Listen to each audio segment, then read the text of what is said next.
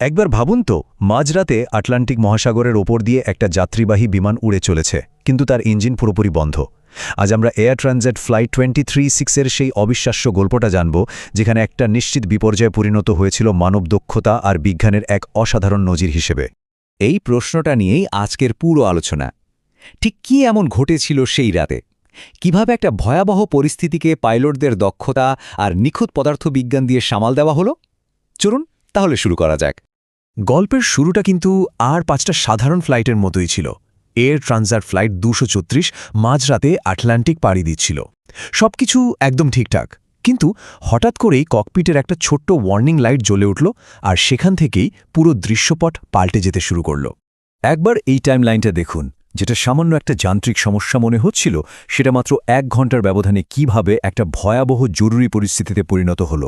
একটার পর একটা সতর্কবার্তা আসছিল, আর সময় খুব দ্রুত ফুরিয়ে যাচ্ছিল। আর এখানেই হলো আসল ট্র্যাজেডি।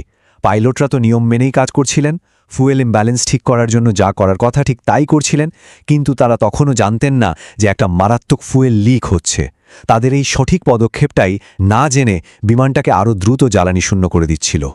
তো অবস্থাটা একবার ভাবুন, একটা ইঞ্জিন অলরেডি বন্ধ, অন্যটারও তেল প্রায় শেষ।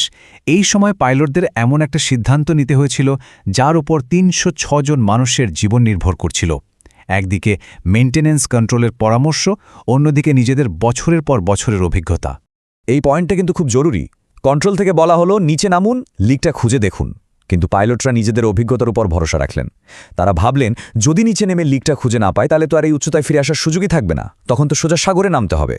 তারা জানতেন এই উচ্চতাটাই হয়তো তাদের শেষ ভরসা, আর তাদের এই একটা সিদ্ধান্তই পরে অসম্ভবকে সম্ভব করেছিল। আর এরপর সব চুপ। দ্বিতীয় ইঞ্জিনটাও বন্ধ হয়ে গেল। ভাবা যায়, কয়েকশো টন ওজনের একটা বিশাল প্লেন 300-র বেশি যাত্রী নিয়ে আটলান্টিকের ওপর দিয়ে নিঃশব্দে ভেসে চলেছে। ককপিট থেকে কেবিন পর্যন্ত তখন পিনপতন নীরবতা। বিমানটা তখন আক্ষরিক অর্থেই একটা গ্লাইডার। আচ্ছা, একটা প্রশ্ন আসতে পারে, ইঞ্জিন যদি বন্ধই হয়ে যায় তাহলে তো সব ইলেকট্রিসিটিও চলে যাওয়ার কথা, তাই না? পাইলটরা বিমানটা চালাচ্ছিলেন কি দিয়ে? এখানেই আসে আসল হিরো, র্যাম এয়ার টারবাইন বা RAT। ইঞ্জিন বন্ধ হওয়ার সাথে সাথেই এই ছোট্ট যন্ত্রটা বেরিয়ে আসে, আর বাতাসের গতিকে কাজে লাগিয়ে ঠিক ততটুকু বিদ্যুৎ তৈরি করে যতটুকু ককপিটের জরুরি সিস্টেমগুলো চালু রাখার জন্য দরকার।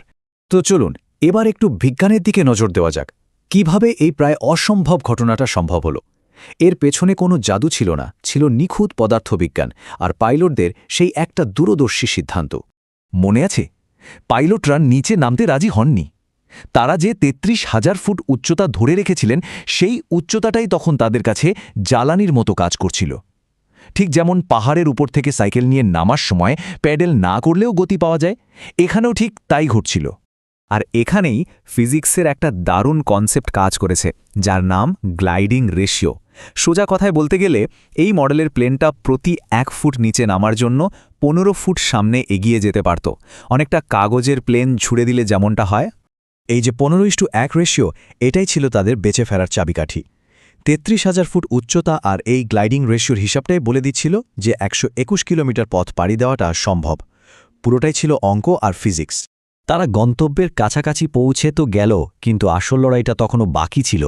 সমস্যা হলো, তারা তখনও ল্যান্ড করার জন্য অনেক অনেক উঁচুতে ছিল, আর গতিও ছিল অনেক বেশি। এখানে পাইলটদের দক্ষতার কথা না বললেই নয়, মানে অবিশ্বাস্য।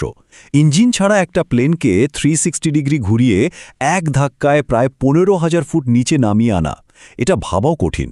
এরপর আরও কয়েকটা এসের মতো বাঁক নিয়ে তারা বিমানটিকে একেবারে নিখুঁতভাবে রানওয়ের জন্য প্রস্তুত করেন। কিন্তু ল্যান্ডিংয়ের সময় তাদের গতি ছিল ঘণ্টায় প্রায় 370 কিলোমিটার। এটা একটা সাধারণ ল্যান্ডিংয়ের গতির চেয়ে অনেক বেশি, মানে বিপদ তখনও কাটেনি। আর ল্যান্ডিংটা ছিল একেবারে সিনেমার মতো। রানওয়েতে নামতেই প্লেনটা একটা বড় বাউন্স খেল, 12টা চাকার 8টায় লক হয়ে গেল, টায়ারগুলো একের পর এক ফাটতে শুরু করল। কিন্তু এত কিছুর পরেও পাইলটরা নিয়ন্ত্রণ হারাননি এবং বিমানটিকে রানওয়ের মধ্যেই থামিয়ে আনেন। যাক, সবাই তো নিরাপদে বেরিয়ে এলো, কিন্তু প্রশ্ন হলো, এমন একটা ঘটনা ঘটল কেন? তদন্তে যা বেরিয়ে এলো তা একাধারে অবাক করার মতো এবং ভীষণ হতাশাজনক। দেখা গেল, এত বড় একটা বিপর্যয়ের পেছনে ছিল রক্ষণাবেক্ষণের সময় করা একটা ছোট্ট ভুল। একটা ভুল পার্টস লাগানো হয়েছিল, যা থেকে ফুয়েল লিক শুরু হয়, আর এরপর পাইলটদের সঠিক কিন্তু দুর্ভাগ্যজনক সিদ্ধান্ত সব মিলিয়েই এই পরিস্থিতি তৈরি হয়েছিল। এই ফ্লাইটটা কিন্তু একটা বিশ্ব রেকর্ডও করেছিল, ইঞ্জিন ছাড়া সবচেয়ে লম্বা দূরত্ব ওড়ার রেকর্ড, আর সেই থেকেই এর নাম হয়ে যায় দি অ্যাজোরেজ গ্লাইডার। অবশ্যই এই ভুলের জন্য এয়ার ট্রান্সটকে মোটা অঙ্কের জরিমানা দিতে হয়েছিল, কিন্তু তার চেয়েও বড় কথা হলো এই ঘটনা থেকে শিক্ষা নিয়ে এয়ারবাস তাদের বিমানের ডিজাইনেও কিছু জরুরি পরিবর্তন আনে, যাতে ভবিষ্যতে এমন ভুলের পুনরাবৃত্তি না হয়। শেষ পর্যন্ত এই গল্পটা আমাদের কি বলে? একদিকে একটা ছোট্ট যান্ত্রিক ভুল প্রায় ৩০৬ জন মানুষের জীবন কেড়ে নিতে বসেছিল। অন্যদিকে ঠিক সেই মুহূর্তেই মানুষের অসামান্য দক্ষতা, জ্ঞান আর সাহস সেই বিপর্যয়কে রুখে দিল। মানুষের ভুল আর মানুষের শ্রেষ্ঠত্বের মধ্যে এই যে একটা সূক্ষ্ম রেখা, এটাই হয়তো এই গল্পের সবচেয়ে বড় শিক্ষা।